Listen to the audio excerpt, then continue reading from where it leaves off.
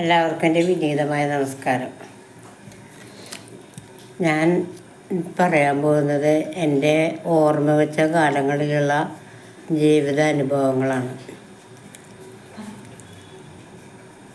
അതായത് ഓർമ്മയെന്ന് പറഞ്ഞാൽ ഇപ്പോഴുള്ള പിള്ളേരെ ബുദ്ധിയും ശക്തിയൊന്നും അന്നത്തെ കാലത്തില്ല. എനിക്ക് ശരിക്കും ഓർമ്മയെന്നൊക്കെ പറഞ്ഞു വരാനാണെങ്കിൽ ഒരു 5ാം ക്ലാസ് അങ്ങനെയൊക്കെ പഠിക്കാൻ തുടങ്ങിയപ്പോഴാണ് ഓർമ്മ എനിക്ക് കിട്ടുന്നത്. അങ്ങനെ തുടങ്ങുകയാണെങ്കിൽ മറ്റുള്ളവർ പറഞ്ഞു കേട്ടേക്കാണ് നമ്മൾ ദരിദ്രരായിട്ടുള്ള കുടുംബത്തിൽ നിന്ന് നമ്മൾ ജനിച്ചുണ്ടായതാണ്. എൻ്റെ അച്ഛനും അമ്മക്കും 10 മക്കളായിരുന്നു. 10ൽ 8 പേരും മരിച്ചു. 5 ആണും 3 പെണ്ണും മരിച്ച്. അതിന് ശേഷം ഞങ്ങൾ 2 പേരെ കിട്ടിയതാണ്. എൻ്റെ ചേച്ചി 9ാമത്തെ, ഞാൻ 10ാമത്തെയാണ്. അപ്പോൾ ഹോസ്പിറ്റലിൽ വെച്ച് തന്നെ മട്ടാഞ്ചേരി ഹോസ്പിറ്റലായിരുന്നു, ഗവൺമെൻറ് ഹോസ്പിറ്റലായിരുന്നു ഡെലിവറി. അവിടെ വെച്ച് എൻ്റെ അമ്മ പോവും ഞാനും പോകുന്നുള്ള രീതിയിലാണ് എന്നെ പ്രസവിച്ചെന്നാണ് പറഞ്ഞു കിട്ടേണ്ടത് എൻ്റെ അമ്മ. കാരണം അന്ന് BP ഒക്കെ കൂടുതലായിപ്പോയി. അന്ന് ഇത്രയും ചികിത്സാ സൗകര്യങ്ങളൊന്നും ഇല്ല. അപ്പോൾ അവിടെ വെച്ച് എൻ്റെ അമ്മ എനിക്ക് പേരിട്ട് 10ാം കന്യകയെന്ന്. അങ്ങനെ പിന്നെ ഇപ്പം ഞാൻ അറിയപ്പെടുന്നത് കന്യകയെന്ന് തന്നെയാണ്. പിന്നെ എന്താ പറയുക, ഞാൻ 1ാം ക്ലാസ് തൊട്ട് 4ാം ക്ലാസ് വരെ പഠിച്ചത് ഗവൺമെൻറ് UP സ്കൂൾ പുത്തൻതോട്ടിലാണ്. അതിന് ശേഷം പിന്നെ 7ഉം 8ഉം ശരിക്കും പറഞ്ഞാൽ 5, 6, 7ഒക്കെ പഠിച്ചത് പെരുമ്പിള്ളി, അതായത് കുമ്പളങ്ങി പെരുമ്പിള്ളി സ്കൂളിലാണ്. അതിന് ശേഷം 8, 9, 10 പഠിച്ചത് അവർ ലേഡീസ് ഫാത്തിമ ഹൈസ്കൂളിലാണ്. അങ്ങനെ എൻ്റെ 10ാം ക്ലാസ് പരീക്ഷ എഴുതണത് ഞാൻ 82, 83 വർഷങ്ങളിലായിരുന്നു. അതിനിടയിൽ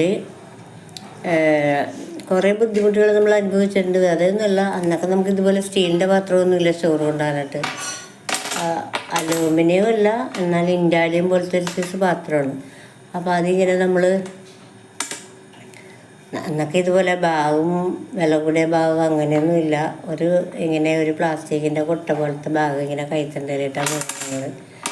ഒരുപാട് ഞങ്ങളുടെ അവിടെ നിന്ന് ഒരു 3-4 കിലോമീറ്റർ ദൂരത്തിലാണ് ഞങ്ങൾ പഠിക്കുന്നത്. നടന്നാണ് പോകുന്നത്. അന്ന് സമയത്ത് ബസ്സൊന്നുമില്ല. ആകെ ഒരു ബസ്സാണുള്ളത്. അത് 8:30 പോകും. അപ്പോൾ ആ സമയത്ത് ഞങ്ങൾക്ക് വീട്ടിൽ നിന്ന് ഇറങ്ങാനോ എത്താനോ പറ്റിയില്ലെങ്കിൽ ഞങ്ങൾ മഴയായാലും വെയിലായാലും അങ്ങോട്ടും ഇങ്ങോട്ടും നടന്നാണ് ഞങ്ങൾ വരാറുള്ളത്. പിന്നെ പോക്കും വരവൊക്കെ രസമാണ്. ഞങ്ങൾ ഒരുപാട് കുട്ടികളുണ്ട്.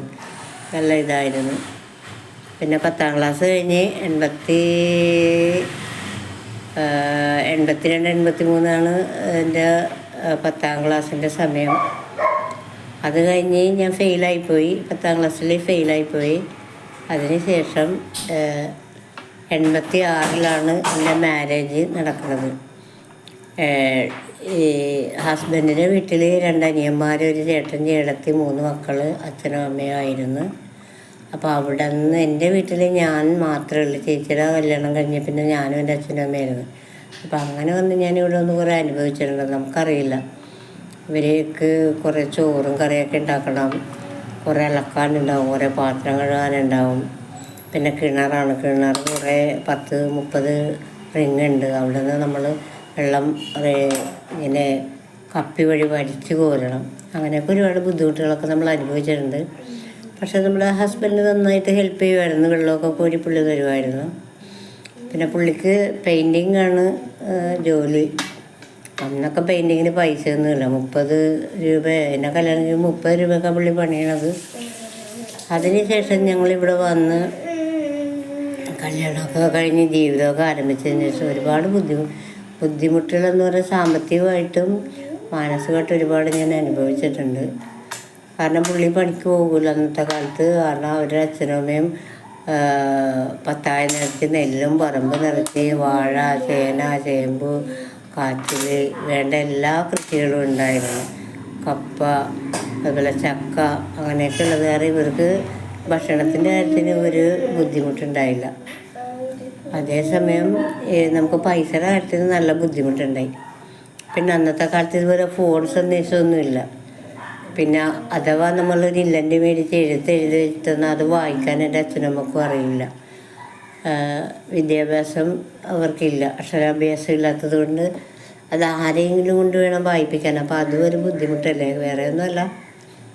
മറ്റുള്ള ആൾക്കാരും കൂടി നമ്മുടെ ബുദ്ധിമുട്ട് അറിയുമല്ല എന്ന് വിചാരിച്ച് അങ്ങനെ ചെയ്തില്ല. പിന്നെ അച്ഛനമ്മ ഇവിടെ വരുമ്പോഴത്തേനാണ് എൻ്റെ ഇവിടുത്തെ ബുദ്ധിമുട്ടുകളൊക്കെ അറിയാറുള്ളത്. അപ്പോൾ പിന്നെ ആകുമ്പോൾ വരുമ്പോൾ കുളിക്കാനുള്ള സോപ്പ്, അലക്കാനുള്ള സോപ്പ്, അങ്ങനെ കുറേ സാധനങ്ങളൊക്കെ എനിക്കൊണ്ട് തരുമായിരുന്നു. പിന്നെ എനിക്ക് 1986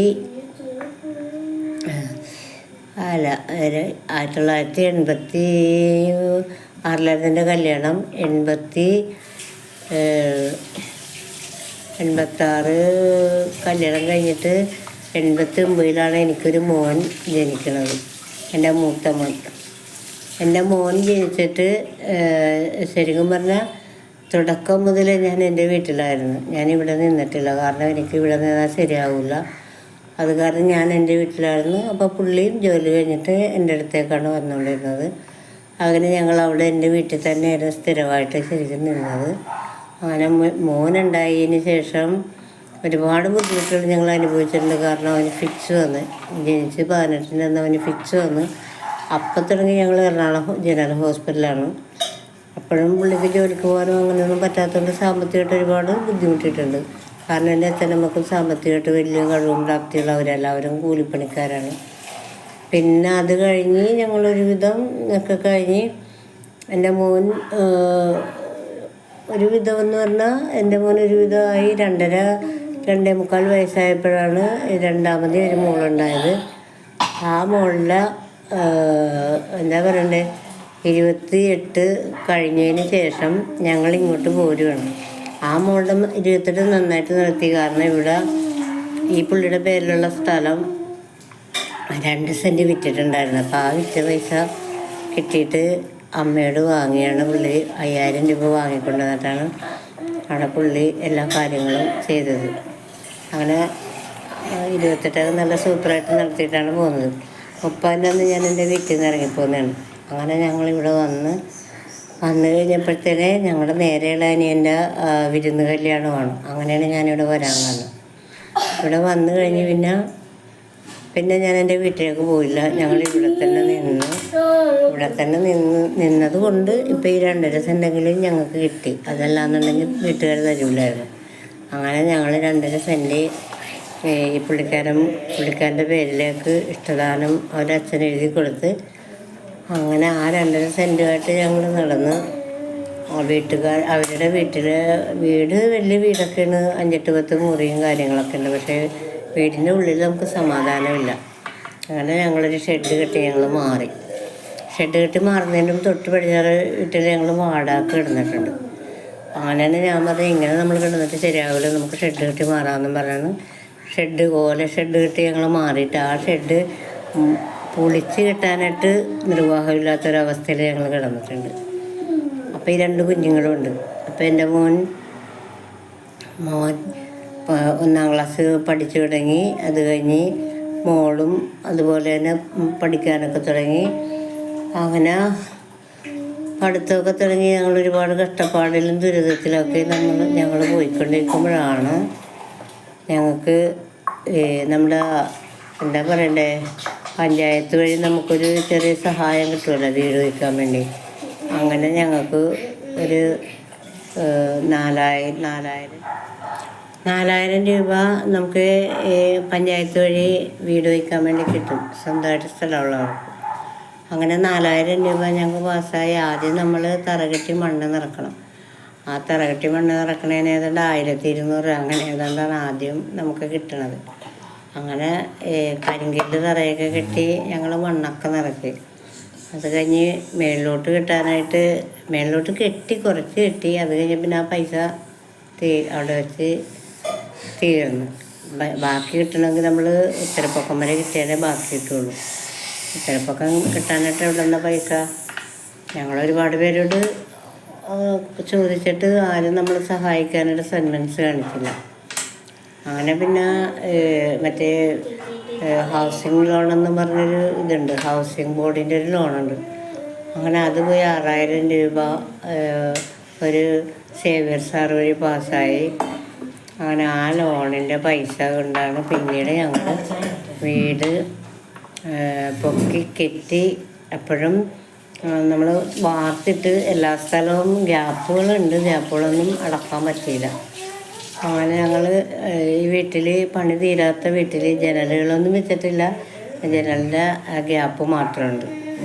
അങ്ങനെ ഈ വീട്ടിലേക്ക് ഞങ്ങൾ താമസം മാറി. അപ്പം ഞങ്ങൾ വീട് പണിക്ക് വേണ്ടി വെച്ച് കിട്ടിയ ഷെഡ് എല്ലാം പൊളിഞ്ഞ് നാശമായി, ചെതൽ കയറി.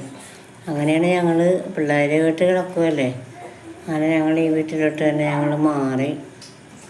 ഇവിടെ 2000 എൻ്റെ കണക്ക് ശരിയാണെങ്കിൽ 1909 എനിക്ക് തോന്നുന്നത് ഞങ്ങളിങ്ങോട്ട് കയറിയത്. 19 അങ്ങനെ ഏതാണ്ട് വേണം. 1999 ഞങ്ങളിതിലേക്ക് കയറിയത്. 1999 സെപ്റ്റംബറിലാണ് ഞങ്ങൾ ഈ വീട്ടിലേക്ക് കയറണത്. ഇവിടെ നിന്നും ഞങ്ങൾ ഇവിടെ വന്നിട്ടും അതേ പുള്ളിയുടെ ഒരാളുടെ വരുമാനത്തിലാണ് നമ്മളെല്ലാം ചെയ്തു പോയത്. പിള്ളേരെ പഠിപ്പിക്കൽ, മോൻ +2 വരെ പഠിച്ച് 10ാം ക്ലാസ്സിൽ മാർക്ക് കുറവായിരുന്നു, പക്ഷേ +2 നല്ല മാർക്കുണ്ടായിരുന്നു അവന്. അവൻ ട്രാവൽ ആൻഡ് ടൂറിസമാണ് എടുത്തത്. 400 അധികം മാർക്കുണ്ടായിരുന്നു, 500 താഴെ. അതുപോലെ തന്നെ മോളും 10ാം ക്ലാസ്സിൽ നല്ല മാർക്കോടുകൂടി ജയിച്ച് +2 കൊണ്ട് ചേർത്തിട്ട് അവൾക്ക് അവിടെ എല്ലാം ഇംഗ്ലീഷ് മീഡിയത്തിൽ പഠിക്കുന്ന പിള്ളേരായതുകൊണ്ട് ഇവൾക്ക് അവരുമായിട്ട് ടച്ച് ചെയ്ത് പോകാൻ ഭയങ്കര ബുദ്ധിമുട്ടായിരുന്നു. അങ്ങനെ 2 വിഷയത്തിന് അവൾ പോയി, മാത്സിനും പിന്നെ ഫിസിക്സിന്. അങ്ങനെ എന്തോ പോയിട്ട് പിന്നെ എഴുതിയെടുക്കാൻ പറഞ്ഞിട്ട് അവൾക്ക് മടിയായിട്ട് പിന്നെ അവൾ എഴുതിയില്ല. അങ്ങനെ ഞങ്ങൾ പിന്നെ ഇവിടെ ഒരുവിധമൊക്കെ ജീവിച്ച് അങ്ങനെ പോയെന്ന് പറയാം. അത് കഴിഞ്ഞപ്പോഴാണ് മോൻ 10ാം ക്ലാസ്സിൽ പഠിക്കുമ്പോൾ അവൻ എന്നോട് വന്ന് ചോദിച്ചു, അമ്മേ ഞാൻ പത്രം ഇടാൻ പോയിക്കോട്ടെ എന്ന് ചോദിച്ചു. അപ്പോഴത്തേനെ ഞാൻ പറഞ്ഞു അച്ഛനോട് ചോദിച്ചിട്ട് പോയിക്കോളാൻ പറഞ്ഞു. അച്ഛനും സമ്മതിച്ചില്ല, ഞാനും സമ്മതിച്ചില്ല. പക്ഷേ ഞങ്ങളറിയാതെ അവൻ പത്രം വിട്ട് തുടങ്ങി. ആദ്യത്തെ മോൻ്റെ വരുമാനം എൻ്റെ കൈക്കൊണ്ട് 600 രൂപ ആദ്യത്തെ വരുമാനം. അങ്ങനെ പിന്നെ അവനെ പത്രം ഇടൽ റെഗുലറായിട്ട് തന്നെ പഠിത്തവും പത്രം ഇടലും. അത് കഴിഞ്ഞ് +2 കഴിഞ്ഞിട്ട് അവൻ പ്രൈവറ്റായിട്ട് അവൻ BCom എടുത്ത്. അങ്ങനെയൊക്കെ നല്ല രീതിയിൽ തന്നെ ഞങ്ങൾ മുന്നോട്ട് കൊണ്ടുവരുന്നു. അതിനിടയിൽ അവൻ 2 വീലർ വാങ്ങി, പുതിയത് ഒരു കാറ് വാങ്ങി. അതൊക്കെ അവൻ വാങ്ങി, അവൻ്റെ ആഗ്രഹം മുഴുവൻ തീർത്ത് ഞങ്ങൾ നല്ല രീതിയിൽ തന്നെ ഒരുവിധം മെച്ചപ്പെട്ട് തന്നെ. പുള്ളിയുടെ വരുമാനമാണ്, വേറെ ആർക്കും വരുമാനമില്ല. 2001 മുതൽ ഞാൻ പുറത്തേക്ക് ഇറങ്ങി തുടങ്ങി. അതായത് കുടുംബശ്രീയുടെ പ്രവർത്തനമായിട്ടാണ് ഞാൻ പുറംലോകം കാണുന്നത്. അതുവരെ ഞാൻ അടുക്കളയുമായിട്ട് ചുറ്റിപ്പറ്റിയാണ് കഴിഞ്ഞിരുന്നത്. അങ്ങനെ 2001 മുതൽ ഞാൻ കുടുംബശ്രീയുടെ ഇതിലേക്ക് കയറി. അങ്ങനെ ADS കുടുംബശ്രീ ADSയിലേക്ക് തിരഞ്ഞെടുത്ത്, അതിനുശേഷം ADSയിൽ നിന്നും CDSയിലേക്ക് തന്നെ തിരഞ്ഞെടുത്ത്. അങ്ങനെ ഞാൻ പഞ്ചായത്ത് തലവുമായിട്ടൊക്കെ നല്ല ബന്ധപ്പെട്ട് എല്ലാവരുമായിട്ടും പൊതുജനങ്ങളുമായിട്ടൊക്കെ നല്ല അടുപ്പവും അങ്ങനെ ഒരുപാട് ആൾക്കാരായിട്ട് നമുക്ക് നല്ല പരിചയമൊക്കെ ആയി.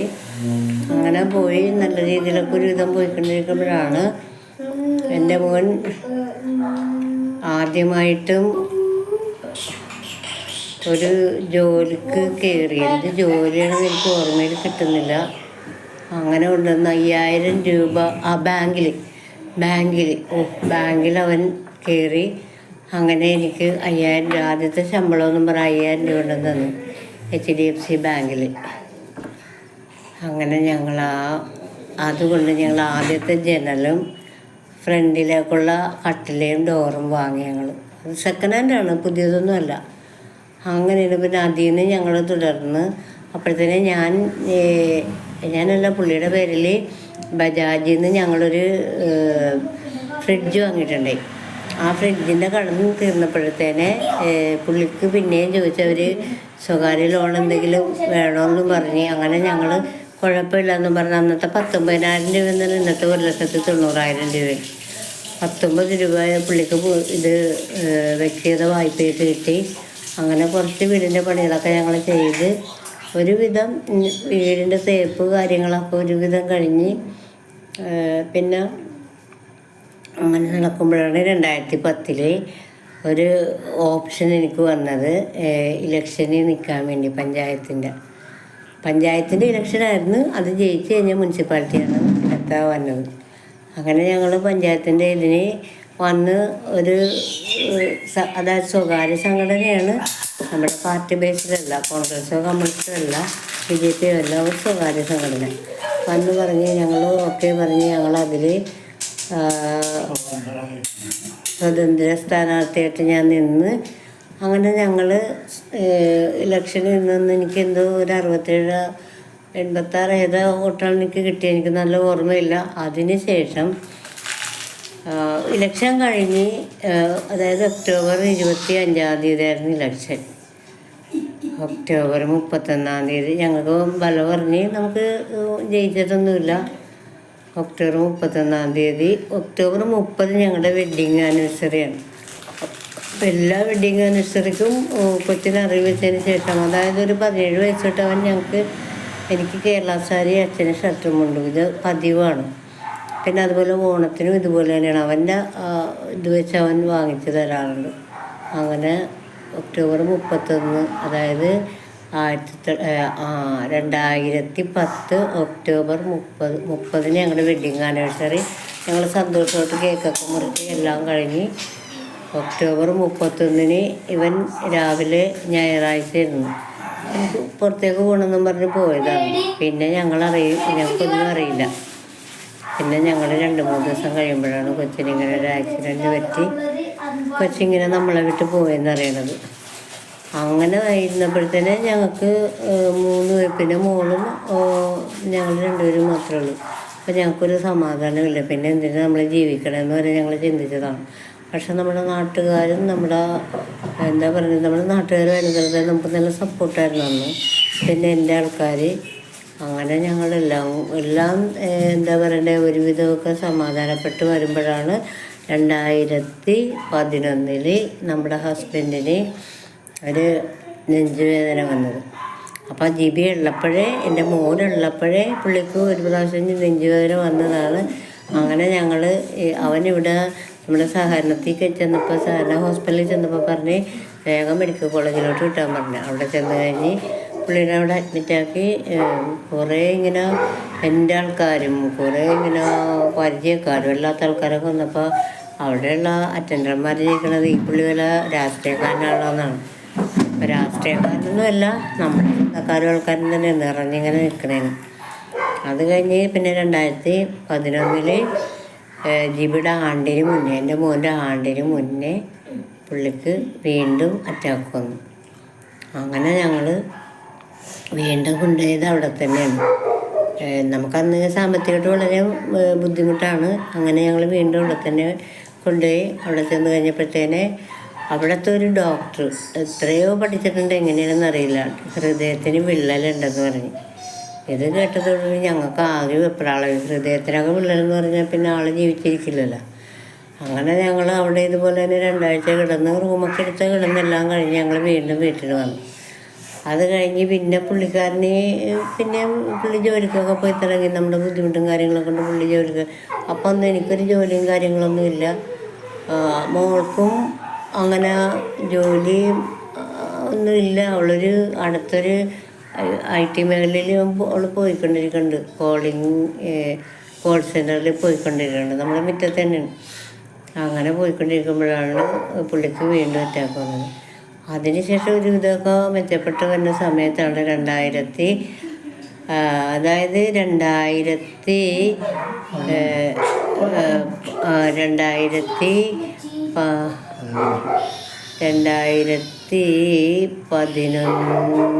ഞാൻ വീണ ഏത് വർഷം? ഞാൻ വീണതിന് ശേഷം 2013 ഞാൻ വീണത്. അതിനുശേഷം 2014 അച്ഛന് രോഗം വന്നത്. 2014 എനിക്ക് എനിക്ക് 2012 എനിക്കൊരു ആശാ വർക്കറായിട്ട് എനിക്കൊരു സെലക്ഷൻ കിട്ടി. അങ്ങനെ 2012 ഞാൻ ഞാൻ പോകില്ല എന്ന് പറഞ്ഞാണ്. അപ്പോൾ എൻ്റെ സിസ്റ്റർമാർ, ഞാനിവിടെ ഭയങ്കര പ്രാദേശികമായിട്ട് ഭയങ്കര നല്ല ആക്റ്റീവായിട്ടുള്ളൊരു വ്യക്തിയാണ്. അപ്പോൾ അവരിങ്ങനെ ഫീൽഡിൽ വരുമ്പോൾ ഞാൻ അവരെ ഹെൽപ്പ് ചെയ്യാറുണ്ടായിരുന്നു. അങ്ങനെ 2 സിസ്റ്റർമാർ, അതായത് നമ്മുടെ കുശല എന്ന് പറയുന്നൊരു സിസ്റ്ററും പിന്നെ മറ്റേ പത്നി എന്ന് പറഞ്ഞൊരു സിസ്റ്റർ ഉണ്ടായിരുന്നു. അവർക്ക് എന്നെ ഭയങ്കര കാര്യമായിരുന്നു. ഒരു ലില്ലി സിസ്റ്റർ, അവർക്ക് എന്നെ ഭയങ്കര കാര്യമായിരുന്നു. അങ്ങനെ ഇവർ പറഞ്ഞ് കന്യക ഇങ്ങനെ ഇതാണ്. അപ്പോൾ എനിക്കന്ന് ഫോണും കാര്യങ്ങളൊന്നും ഇല്ല. അംഗനവാടിയിലുള്ള ഹെൽപ്പറിനെ വിളിച്ചിട്ടാണ് പറഞ്ഞത് കന്യകനോട് ഇൻ്റർവ്യൂക്ക് വരാൻ പറഞ്ഞത്. ഞാനപ്പോൾ എനിക്ക് മടിയായിട്ട് ഞാൻ പോണില്ല എന്ന് പറഞ്ഞിട്ട് ഇവർ സമ്മതിച്ചില്ല. അങ്ങനെ ഞാൻ 2012 പോയി ഇൻ്റർവ്യൂ അറ്റൻഡ് ചെയ്ത് സെലക്റ്റഡായി. അങ്ങനെ ആ ഏപ്രിൽ തൊട്ട് എനിക്ക് ഇനി ക്ലാസ് തുടങ്ങി, ട്രെയിനിങ്. അങ്ങനെ ഞാൻ ട്രെയിനിങ്ങിന് പോയി. അപ്പം ഞങ്ങൾക്ക് ഫീൽഡ് വർക്കാണ്. അന്നൊന്നും ഇതുപോലെ പൈസയും കാര്യങ്ങളൊന്നുമില്ല. ഈ പുള്ളിക്കാരൻ്റെ പോക്കറ്റിൽ നിന്നാണ് എനിക്ക് പോകാനും വരാനൊക്കെ ഉള്ള പൈസ എടുക്കേണ്ടത്. അങ്ങനെ ഞങ്ങളവിടെ പോയി സെലക്റ്റഡായി. അങ്ങനെ വർക്കൊക്കെ തുടങ്ങി കഴിഞ്ഞപ്പോൾ ഫീൽഡ് വർക്ക് ഉണ്ട്. അങ്ങനെ പാലിയേറ്റീവിൻ്റെ ഫീൽഡിൽ പോയപ്പോഴത്തേനെ ഇങ്ങനെ കുത്തനെ ഉള്ളൊരു സ്ഥലം, എനിക്ക് സ്ഥലമൊന്നും എനിക്കറിയില്ല. കുത്തനെയുള്ളൊരു സ്ഥലത്ത് നിന്ന് ഞാൻ നല്ല മഴയായിരുന്നു. ആ മഴക്ക് ഞാൻ വീണ് എൻ്റെ ഇടത് ഭാഗത്തെ എലിയുടെ എല്ലിന് പൊട്ടലുണ്ടായി. അങ്ങനെ തന്നെ അവരുടെ വണ്ടിക്ക് തന്നെ പാലിയേറ്റീവിൻ്റെ വണ്ടിക്ക് തന്നെ ഞാൻ ഇവിടെ നമ്മുടെ കളമശ്ശേരി മെഡിക്കൽ കോളേജിൽ കൊണ്ട് അഡ്മിറ്റാക്കി. അങ്ങനെ പുള്ളിക്കാരൻ വന്ന്, പിന്നെ മോള് വന്ന്, പിന്നെ ചേച്ചി വന്ന്, എൻ്റെ ചേച്ചിയുടെ 2 മക്കൾ വന്ന്. അങ്ങനെ എല്ലാവരും ഒക്കെ അവിടെ ഇന്ന് അത് കഴിഞ്ഞ് ഞാൻ വീട്ടിൽ പേര് വെട്ടി വന്ന്. അപ്പോൾ റെസ്റ്റ് എടുക്കണമെന്ന് പറയും. അങ്ങനെ ഞാൻ റെസ്റ്റ് എടുത്തുകൊണ്ടിരിക്കുന്ന സമയത്താണ് ഈ പുള്ളിക്കാരൻ ഫ്ലാറ്റിലായിരുന്നു. ഈ പുള്ളിക്കാരന് പെയിൻറ്റിങ് കഴിഞ്ഞ് ഒരു വൈകുന്നേരം, അതും ശനിയാഴ്ചയായിരുന്നു, ഒരു വൈകുന്നേരം പണിക്കാർക്ക് പൈസ തീർത്ത് കൊടുക്കണമല്ലോ. അങ്ങനെ വന്നിട്ട് പുള്ളിക്ക് പൈസ പോലും കൊടുക്കാൻ പറ്റാത്ത അവസ്ഥയിൽ പുള്ളി ഇവിടെ വന്നിട്ട്, ഞാൻ കിടക്കുമായിരുന്നു, എൻ്റെ അടുത്ത് വന്നിട്ട് പുള്ളിക്ക് കയ്യും കാലും വിറക്കൽ എന്തോ ഒരു അസ്വസ്ഥത തോന്നി. പുള്ളി പറയും എനിക്ക് തീരെ പറ്റിയില്ലെന്ന് പറയും. അങ്ങനെ എന്നെ വേഗം ഞാനും മോളും കൂടി ഇടിച്ചിനെ വിളിച്ച്. അപ്പോൾ തൊട്ടപ്പുറത്തെ വീട്ടിലെ പയ്യനെ വിളിച്ച്.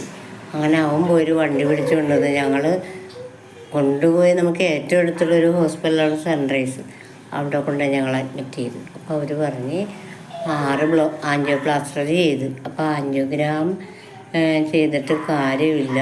ആൻജിയോഗ്രാം ചെയ്ത്, അപ്പോൾ ആൻജിയോപ്ലാസ്റ്റർ ചെയ്തിട്ട് കാര്യമില്ല, നിങ്ങൾ എത്രയും പെട്ടെന്ന് 6 ബ്ലോക്കുണ്ട്. അപ്പോൾ 6 ബ്ലോക്കും എത്രയും പെട്ടെന്ന് റിമൂവ് ചെയ്തില്ലെങ്കിൽ ആളെ കിട്ടാൻ തന്നെ വളരെ സാധ്യത കുറവാണെന്ന് പറഞ്ഞു. അങ്ങനെ ഞങ്ങൾ ചെന്ന് ഡോക്ടറിനെ കണ്ടു കഴിഞ്ഞപ്പോൾ ഡോക്ടർ ഞങ്ങളുടെ അവസ്ഥ അറിയാമല്ലോ. അപ്പോൾ ഡോക്ടർ പറഞ്ഞ് എന്ത് ചെയ്യുമെന്ന് ചോദിച്ചു. അപ്പോൾ ഈ ഡോക്ടർ വിസിറ്റിന് ചെല്ലുമ്പോഴും ഈ പുള്ളിക്കാരനും പറഞ്ഞു എനിക്കിപ്പോൾ കുഴപ്പമില്ല, ഇപ്പോൾ സർജറി ഒന്നും വേണ്ടെന്നാണ് പുള്ളിയും പറഞ്ഞത്. പക്ഷേ ഞാൻ പറഞ്ഞു ഡോക്ടർ സർജറി ചെയ്തു എന്ന് പറഞ്ഞു. അത് ഡോക്ടർ ഞാനും കൂടെയുള്ള ഉടമ്പടി പുള്ളി അറിഞ്ഞിട്ടില്ല. അങ്ങനെയാണ് ഡോക്ടർ പറഞ്ഞ് ഈ സർജറിക്ക് മാത്രം 1,80,000 രൂപയാകും, ബാക്കിയുള്ള മരുന്ന് കാര്യം റൂമും ഇതൊക്കെ ഇനി വേറെ വരുമെന്ന് പറഞ്ഞു. ഞാൻ പറഞ്ഞു കുഴപ്പമില്ല സാറേ, സർജറി ചെയ്തു എന്ന് പറഞ്ഞു. അപ്പോൾ ആദ്യം അവിടെ 80,000 രൂപ കെട്ടി വെക്കണമെന്ന് പറഞ്ഞു. 1,80,000 രൂപ കെട്ടി വെക്കണമെന്ന് പറഞ്ഞു. അപ്പം ഞങ്ങളുടെ കയ്യിൽ കുറച്ച് സ്വർണ്ണങ്ങളുണ്ടായിരുന്നു. കുറച്ചെന്ന് പറഞ്ഞാൽ ഒരു 5-8 പവൻ സ്വർണ്ണത്തോളം കയ്യിൽ ഉണ്ടായിരുന്നു. അപ്പം ഞാനത് എൻ്റെ മോൻ്റെ ഒരു കൂട്ടുകാരനുണ്ടായിരുന്നു. ആ കൂട്ടുകാരനാണ് ഇപ്പം എൻ്റെ മോളെ കല്യാണം കഴിച്ചിട്ടുള്ളത്. അവൻ്റെ കയ്യിൽ ഞാൻ കൊടുത്തിട്ട് പറഞ്ഞ് വിൽക്കുകയോ പണയമൊക്കെ എന്താണെന്ന് വെച്ചാൽ ചെയ്തോളാൻ പറഞ്ഞു. എങ്ങനെയായിരുന്നു 80,000 രൂപയും കൊണ്ട് വരാമെന്ന് പറഞ്ഞു. അങ്ങനെ അവൻ്റെ കയ്യിൽ കൊടുത്തിട്ട് അവൻ 80,000 രൂപ കൊണ്ടുവന്ന് ഞങ്ങളവിടെ കെട്ടി പുള്ളിക്ക് ഡേറ്റൊക്കെ ഫിക്സ് ചെയ്ത് സർജറിക്കുള്ള ഇതായി.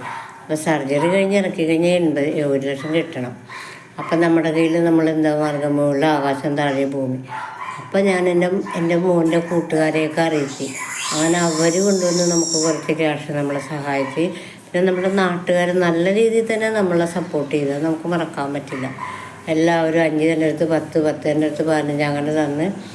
അങ്ങനെ എല്ലാവരും കൂടി സഹകരിച്ച് ഒരു 5 ലക്ഷത്തിൽ താഴെയായി.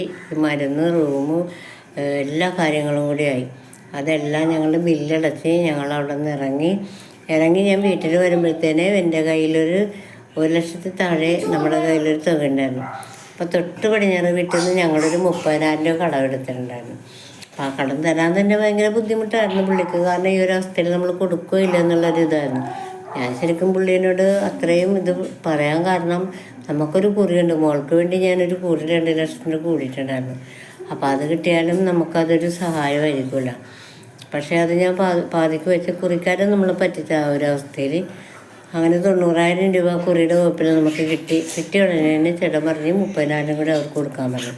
ആ 30,000 രൂപയും കൊണ്ടുവന്നപ്പോൾ അവർക്ക് ഇപ്പോൾ വേണ്ട പിന്നെ മതി എന്നായി. ആ 30,000 രൂപ നമുക്ക് തന്നതിന് ഒരുപാട് അവരുടെ ആൾക്കാരെയൊക്കെ വിളിച്ച് ചോദിച്ച് ഒരുപാട് ആൾക്കാരെ സാക്ഷ്യപ്പെടുത്തിയിട്ടാണ് തന്നത്. അങ്ങനെ അതുകൊണ്ട് കൊടുത്ത്. പിന്നെ അല്ലാതെ എല്ലാ ചില്ലറ കടങ്ങളെന്ന് പറഞ്ഞിട്ട് വലിയ കടങ്ങളൊന്നും ഉണ്ടായില്ല. ഞങ്ങളുടെ ഈ സ്വർണം മാത്രമേ ഉണ്ടായുള്ളൂ.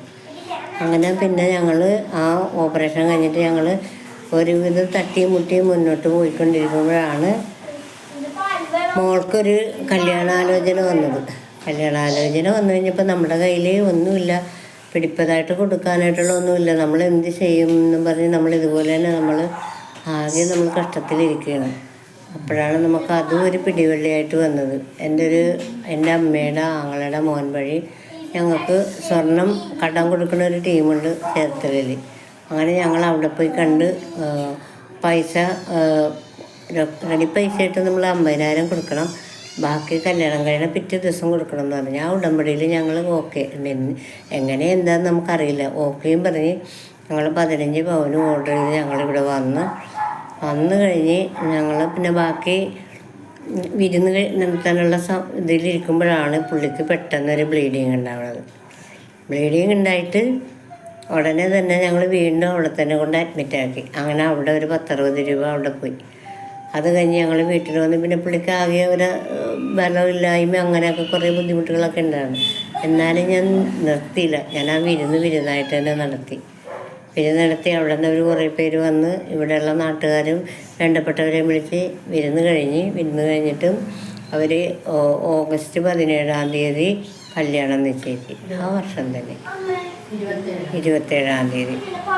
അങ്ങനെ ഞങ്ങൾ ശരി അപ്പം ആ ചെറുക്കൻ വീട്ടുകാർ നമ്മളോട് സ്ത്രീധനമായിട്ടൊന്നും ചോദിച്ചിട്ടില്ല. പക്ഷേ എന്നാലും അവർക്കൊരു മോളുണ്ട്, അവർ 30 പവൻ ഏതാണ്ടൊക്കെ കൊടുത്തെന്നാണ് നമ്മൾ അറിഞ്ഞത്. നമുക്കറിയില്ല കറക്റ്റായിട്ട്. അപ്പം നമുക്ക് അതിൻ്റെ ഒരു പകുതിയെങ്കിലും കൊടുക്കണ്ടേ. അങ്ങനെയാണ് ഞങ്ങൾ പോയി 15 പവൻ ഞങ്ങൾ കടമെടുത്തത്. കടമെടുത്തുകൊണ്ടുവന്ന് ഞങ്ങൾ സ്വർണ്ണക്കാരനോട് ഞാൻ പറഞ്ഞു, സ്വർണ്ണക്കാരൻ ചേച്ചി ഇതെന്ത് തരുമെന്ന് ചോദിച്ചപ്പോൾ കല്യാണം കണ്ട് പിറ്റേ ദിവസം തരാമെന്നാണ് ഞാൻ വാക്ക് കൊടുത്തത്. പക്ഷേ വാക്കിൻ്റെ ഉടമ്പടി നമുക്ക് പറ്റിയില്ല. എന്നിട്ട് നമ്മൾ അന്ന് നമുക്കൊരു 3 ലക്ഷം രൂപയോളം പിരിഞ്ഞിട്ടുണ്ടായിരുന്നു.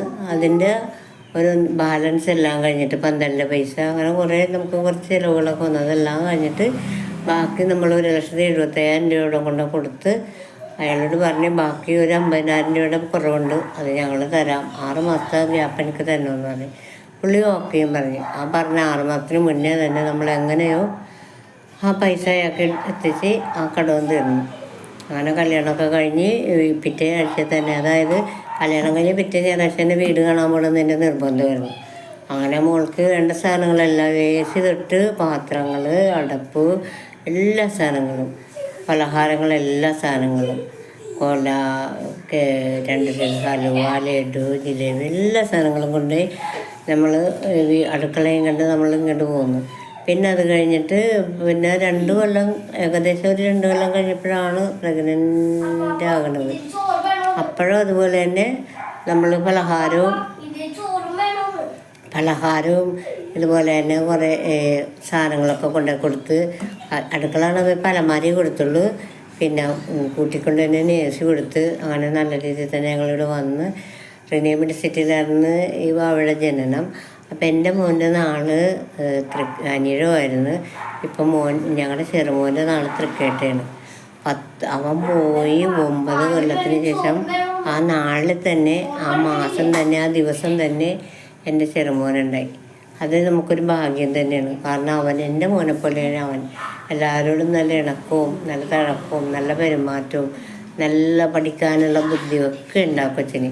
അങ്ങനെ ഞങ്ങളിപ്പോൾ ഭാവിയുടെ എല്ലാം കഴിഞ്ഞ് അവൻ്റെ ഇതുപോലെ തന്നെ അവൻ്റെ 56 എല്ലാം സന്തോഷമായിട്ട് തന്നെ നടത്തി. അത് കഴിഞ്ഞ് ഇവന് ഭക്ഷണം കഴിക്കാൻ ഭയങ്കര മടിയായിരുന്നു. അങ്ങനെ പിന്നെ ഞാനൊരു നേർച്ച നേർന്ന് പ്രസവത്തിന് താമസം വന്നപ്പോൾ ഞങ്ങളുടെ ഇവിടെയുള്ളൊരു അമ്പലമുണ്ട്, ആ അമ്പലത്തിലെ മാരിയമ്മക്ക് അവൻ്റെ നീളത്തിലൊരു വിളക്ക് നേർന്ന് അതുകൊണ്ട് കൊടുത്ത്. പിന്നെ ഞാൻ മരിക്കുന്നവരെ ഒരു 50 നേർന്നിട്ടുണ്ട്. ഞാൻ മരിക്കുന്നവരെ ഞാൻ മരിച്ചു കൊടുക്കാത്ത അവരിഷ്ടം. അങ്ങനെ 50 നേർന്ന് ഇപ്പോൾ എല്ലാ കൊല്ലവും അങ്ങനെ ഇപ്പോൾ ഇതുവരെ അങ്ങനെ പോകണം, 50 കൊടുത്ത് പോകണം. അത് അവൻ വന്നില്ലെങ്കിൽ ഞാനാണെങ്കിലും കൊടുക്കും. പിന്നെ അത് കഴിഞ്ഞ് ഞാൻ ഗുരുവായൂർ അമ്പലത്തിൽ തുലാഭാരം കദളിക്കുലയും കൊണ്ട് തുലാഭാരം നേർന്നു. അപ്പം അതും കൊണ്ട് തൂക്കി കഴിഞ്ഞ വർഷം പഴനിക്കൊണ്ട് നേർച്ച പൈസ കാശ് വരാനായിട്ട് അതും വരുത്തി. അതിന് മുന്നേ ഒരു കാര്യം പറഞ്ഞു, എൻ്റെ ഹസ്ബൻഡിനൊരു തുലാഭാരം ഉണ്ടായിരുന്നു, അത് കടം മിണ്ടാണ്ടിരിക്കുന്നത്. അത് ഇതുപോലെ ഞങ്ങൾ രണ്ടുപേരും കൂടി പോയി കദളിക്കുലയും കൊണ്ട് പുള്ളിക്ക് 2800 രൂപ ഉണ്ടായി കദളിക്കുല കാള് തോന്നിയപ്പോൾ. അങ്ങനെ ഞങ്ങൾ ആ തുലാഭാരം കഴിഞ്ഞ് അത് കഴിഞ്ഞ് പഴനിക്കൊരു ഇതുപോലെ തന്നെ പൈസ വരാനുണ്ട്, അതും ഞാൻ കൊണ്ട് ചെയ്യിപ്പിച്ച് പുള്ളിയുടെ എല്ലാ നേരത്തെയും കഴിഞ്ഞ്. ഇപ്പോൾ പുള്ളിക്ക് ഇന്നാളൊരു പടുതയ്ക്കൊരു ചെറിയ പ്രശ്നം വന്നു. അതിന് ഞാനിപ്പോൾ കല്ലൂർ പള്ളിയിലും നമ്മുടെ ഇടപ്പള്ളി പള്ളിയിലും വേറെ കൂടി മെഴുതിരി നേർന്നിട്ടുണ്ട്, അതിനെ കൊണ്ടേ കത്തിക്കണം. അങ്ങനെയാണ് എൻ്റെ ജീവിതം പോണത്. അത് കഴിഞ്ഞപ്പോൾ ശരിക്കും പറഞ്ഞാൽ 2010 ഞങ്ങളുടെ മോൻ്റെ നിര്യാണത്തിന് ഞങ്ങൾക്ക് ഭയങ്കര ദുഃഖവും കാര്യങ്ങളായിരുന്നു. പിന്നെ 2020 ഞങ്ങൾക്ക് കുറേ കടബാധ്യതകളൊക്കെ ഉണ്ടായിരുന്നു. അതെല്ലാം കഴിഞ്ഞ് ഇപ്പോൾ ഞങ്ങളൊരു ശരിക്കും പറഞ്ഞാൽ ഒരു 25 പകുതിയോടുകൂടി ഞങ്ങൾക്കൊരു സാമ്പത്തിക ബുദ്ധിമുട്ട് ഒരു വിധം തരണം ചെയ്ത് ഞങ്ങൾ നിൽക്കണേണ്. ഇനി 26 ഇപ്പോൾ സന്തോഷ ദിനങ്ങളാണ്. ഇനി ദൈവം ഒരു കഷ്ടപ്പാടും ദുരിതം വരത്തില്ലെന്ന് പ്രാർത്ഥിക്കണേണ്. ഇപ്പം ഞങ്ങൾക്ക് ഞങ്ങളുടെ കൊച്ചുമോൻ ഇപ്പോൾ ഫസ്റ്റ് സ്റ്റാൻഡേർഡിലാണ് പഠിക്കണത്. ICS സ്കൂളിൻ്റെ പേര് പറ. ശാന്തി വിദ്യാലയ കൊച്ചി. ശാന്തി വിദ്യാലയം ഇടക്കൊച്ചിയിലാണ് എൻ്റെ മോൻ പഠിക്കുന്നത്. നല്ല പഠനഭാരവും ഉണ്ട്, അതിലുപരി ഫീസുകളും ഭയങ്കരമാണ്. അതെല്ലാം എൻ്റെ അച്ഛനാണ് കൊടുക്കുന്നത്. എൻ്റെ അച്ഛൻ സോഫ്റ്റ്വെയറാണ്, നമ്മുടെ ഇൻഫോ പാർക്കാണ്. പിന്നെ എൻ്റെ മോളെ കൊടുത്തേക്കുന്ന അടുത്താണെങ്കിലും എല്ലാം കൊണ്ടും നല്ല സൗകര്യമുള്ള വീടാണ്. അച്ഛൻ കളക്ടറേറ്റിൽ നിന്ന് റിട്ടയർഡായി, അമ്മ നേവൽ ബേസിന് റിട്ടയർഡായി. അവർക്കൊരു മോളുണ്ട്, അവർ കൊടുത്തേക്കണ കണ്ണൂർ തോട്ടടയിലാണ്. പിന്നെ മോളും ഹസ്ബൻഡും കൊച്ചും പിന്നെ അച്ഛനും അമ്മയും. ഇവർക്കൊരു ഭിന്നശേഷിയുള്ളൊരു ചേട്ടനുണ്ട്. അപ്പോൾ അവർക്ക് എന്ത് വന്നാലും നമ്മുടെ മരുമോനാണ് എല്ലാ കാര്യങ്ങളും ചെയ്തു പോകണം. അങ്ങനെ സാമ്പത്തികമായിട്ട് ഒരുപാട് ബുദ്ധിമുട്ടിൽ ആണ് അവൻ. എല്ലാ കാര്യങ്ങളും കിട്ടണ ശമ്പളത്തിൽ ഒതുങ്ങാതെ പോവുകയാണ്, ചിലവുകൾ ഒരുപാട്. കാരണം ഞങ്ങൾക്കിവിടെ എന്തെങ്കിലും വന്നാലും അവൻ സഹായിക്കണം ഞങ്ങളെ. അങ്ങനെ ഒരുപാട് ബുദ്ധിമുട്ടിലാണാവുമ്പോൾ അവന് നല്ലത് പറ്റുന്നതിന് ഞങ്ങൾ പ്രാർത്ഥിക്കണതാണ്. പിന്നെ ഇതൊക്കെയാണ് ഞങ്ങളുടെ മോൻ ഞങ്ങളെ വിട്ടുപോയിട്ട് ഇപ്പോൾ 10 കൊല്ലമായി. 16 വർഷമായി. 16 വർഷത്തിനിടയിൽ ഞങ്ങൾ ഒരുപാട് ദുഃഖങ്ങളും ദുരിതങ്ങളും ഒക്കെ തരണം ചെയ്ത്. പക്ഷേ അവൻ ഞങ്ങളുടെ ഒപ്പം തന്നെ ഉണ്ട്. എന്ത് കാര്യത്തിനും നമ്മൾ വിളിച്ചാൽ വെളിപ്പുറത്താണ്. നമ്മളെല്ലാ കാര്യങ്ങളും ഇപ്പോഴും കണ്ടുപോകുന്നത് നമ്മുടെ മോൻ ഉള്ളത് കൊണ്ട് തന്നെയാണെന്നാണ് നമ്മുടെ വിശ്വാസം. കാരണം അമ്മ പോകുമ്പോൾ പറഞ്ഞ് അമ്മച്ചിയുടെ കയ്യിലെപ്പോഴും ഞാൻ 3000-4000 രൂപ കരുതണം. കാരണം അച്ഛൻ എപ്പോഴാണ് സുഖമില്ലാതെ വന്നതെന്ന് അറിയാൻ പാടില്ല. അതിപ്പോഴും ഞാൻ അതുപോലെ തന്നെ കരുതിപ്പോണാണ്.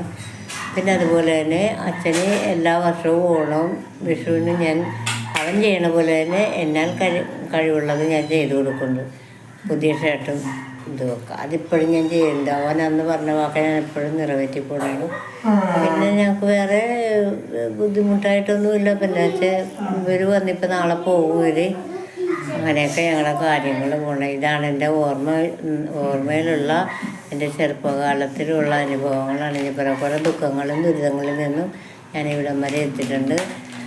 അതിനിടയിൽ ഞാൻ ഈ കഴിഞ്ഞ 20-ലും കൂടി ഞാൻ ഇലക്ഷന് നിന്നതാണ്. ഇതുപോലെ തന്നെ ഞാൻ നിന്നത് സ്വതന്ത്ര സ്ഥാനാർത്ഥിയായിട്ടാണ്. അപ്പോൾ എല്ലാവരും പറയണത് കന്യക ഇനി അങ്ങനെ നിൽക്കരുത്, കന്യക ആശാവർക്കറും കൂടിയാണ്. കന്യക ഏതെങ്കിലും ഒരു പാർട്ടിയിൽ നിന്നാൽ കന്യക ജയിക്കുമെന്ന്. ഞാനിനി പാർട്ടിയിൽ ഇപ്പോഴൊന്നും നിൽക്കണില്ല, ഞാൻ നിൽക്കും. പക്ഷേ ഇപ്പം ഞാൻ എൻ്റെ ആശാവർക്കറുമായിട്ടാണ് ഞാൻ മുന്നോട്ട് പോണത്. നമുക്ക് ജീവിക്കാനായിട്ടുള്ള തുച്ഛമായ വരുമാനങ്ങൾ നമ്മളതിൽ സന്തോഷിച്ച് പൊരുത്തപ്പെട്ട് പോവുകയാണ്. അതിനുള്ളിൽ ഞങ്ങൾക്കൊരു കഷ്ടപ്പാടും ദുരിതവും വരത്തില്ലെന്ന് നമ്മൾ ദൈവത്തിനോട് പ്രാർത്ഥിക്കുന്നു. ഇതാണ് എൻ്റെ ജീവിതത്തിൽ ആദ്യത്തതും. പിന്നെ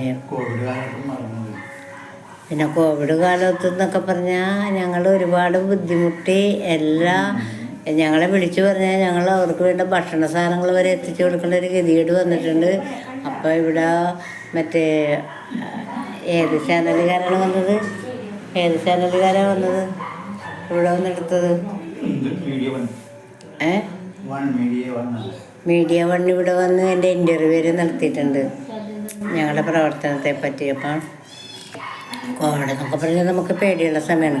പക്ഷേ എനിക്ക് കോവിഡ് വന്നിട്ടുണ്ട്, ഡെങ്കു വന്നിട്ടുണ്ട്, ഷുഗർ വന്നിട്ടുണ്ട്. അങ്ങനെ ഒരുപാട് ബുദ്ധിമുട്ടുകളൊക്കെ എനിക്ക് ശാരീരികമായിട്ടൊക്കെ എനിക്ക് വളരെ ബുദ്ധിമുട്ട്. എന്നാലും ഞാൻ പൊതുപ്രവർത്തനവും അതുപോലെ ജനങ്ങളുടെ ഇടയിലേക്ക് ഇറങ്ങി പ്രവർത്തിക്കുന്ന ഒരു വ്യക്തിയും കൂടിയാണ്. അതുകൊണ്ട് ഇപ്പോഴും ദൈവം നമ്മളെ രക്ഷിച്ചു പോകണു. എല്ലാവിധ ഐശ്വര്യങ്ങളും ഞങ്ങൾക്ക് ഉണ്ടാവണമെന്ന് നിങ്ങളിലുള്ള എല്ലാവരും ഞങ്ങൾക്ക് പ്രാർത്ഥിക്കണം.